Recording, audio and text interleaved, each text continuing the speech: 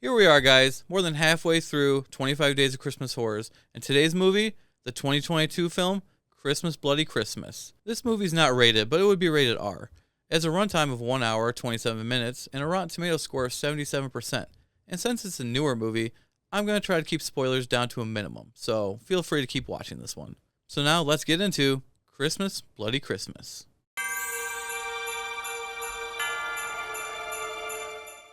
So the premise of this movie is an animatronic Santa Claus that they're selling has military software inside, goes haywire and starts killing people. Man, who could have predicted that? Putting military technology in something like a Christmas decoration. So the main protagonist of this movie is a music store owner named Tori and her employee / love interest Robbie, who they work late, they go to a bar after, and then they go to Tori's house after to have a little bit of fun.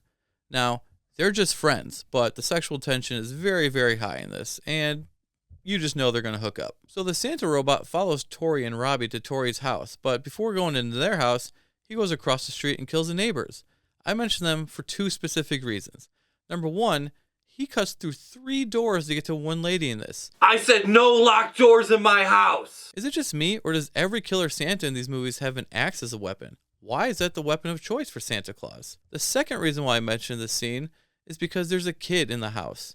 And yes, Santa dispatches him too, and they show a little bit of it, and I think that's just in really bad taste. I think it was a mistake including that in this movie. So one of the things I find funny about this movie is, anytime the robot Santa's moving, you get Robocop sounds. Like, legitimately, it sounds like Robocop.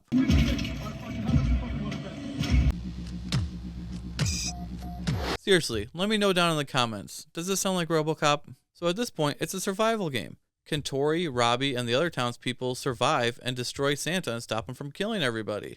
Well, I'm not telling. You gotta watch this one to find out for yourself. And with that, let's get into some positives and some negatives I have for this film. So this is a hard movie review, kind of. The first half of this movie is amazing. The characters of Tori and Robbie were written so well, acted so well, are very charismatic, and just have so much chemistry together. The script for their scenes was so realistic and so great, I was hooked on every line they said to each other. In fact, I wish this movie wasn't a horror movie at all. I wish we just followed them over Christmas Eve and saw them go from friends to lovers, and just saw their interactions between coworkers and friends and people around town, and just made a realistic movie like that. That's how good the dialogue was.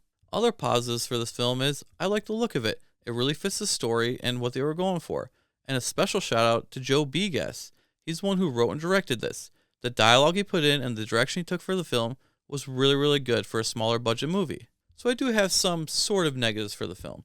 As good as the first half was, the second half wasn't bad, but it kind of just becomes a typical horror movie with nothing special standing out. And the end does drag on a little bit too long. Kind of like the original Terminator ending. You'll know when you watch this movie. And even though I keep complimenting the dialogue, there is a little bit too much swearing in this movie. 487 swear words.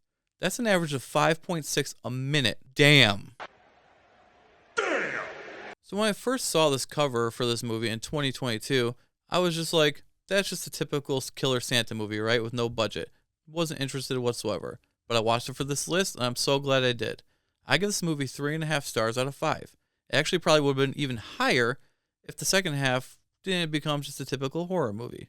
I definitely recommend this movie. And after I'm done doing this Christmas list, I will definitely be looking to other projects by Riley Dandy, who played Tori, Sam Delick, who played Robbie, and Joe Begas, who wrote and directed it. So thank you for watching, and join us tomorrow when we see what Billy's brother from Silent Night Deadly Night is up to these days.